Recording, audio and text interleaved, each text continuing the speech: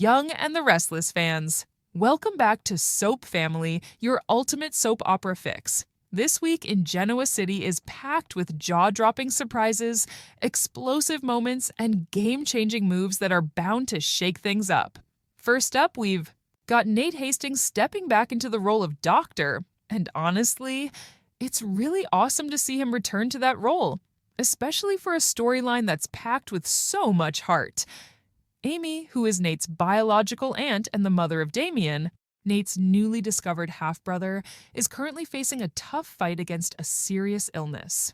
Nate connected her with some top-notch doctors, and now he's saying, "I just got off the phone with Dr. Kelly." And he has some exciting news about the treatment. Now, this could totally go one of two ways. It's either a Hail Mary success, story that brings the family closer together, or it's the start of a heartbreaking goodbye that strengthens the bond between Damien and Nate through their loss. I really believe we're in for a hopeful twist. Damien has really made some progress in accepting Amy. If he lets her take the lead here, it could open up a fantastic opportunity for Nate to turn things around after those questionable decisions. At Newman and Chancellor Winters, we're witnessing a redemption arc that's been a long time coming. Next, we have drama between Tessa and Daniel. She turns to him and asks, "Hey, is there anything you've been wanting to do but just haven't had the time for?" And then Daniel chimes in, "I think I might have just the thing. But I'm going to need your help with this one." So, what's that all about? With Daniel's background in art and video game development, the big question is he kicking off a new project? Are you thinking about launching something special to celebrate Heather or Lucy? Perhaps it's a chance to reconnect with family or to redefine himself after everything took a turn for the unexpected. This direction for Daniel is absolutely fantastic. He's been caught in this in-between space for quite some time, navigating through his grief and those lingering regrets. Giving him a purpose, especially with someone as grounded and creative as Tessa, could totally ignite something new and exciting. Could we possibly see a hint of romance in the future?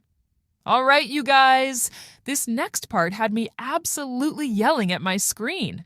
Diane leads Kyle and Jack into the Abbott mansion, their eyes shut tight, exclaiming, "Don't peek!" And then she's like, "Okay, open your eyes." Now, be ready for some jaw-dropping reactions. But the question is, why? Here's a wild theory. A brand new legacy-level business venture that's somehow connected to Diane's unique way of giving back to the family. Diane has totally revamped the Abbott home, turning it into a symbol of a fresh start. Could it be that she transformed Dina's old room into a heartfelt tribute to the history of Abbott?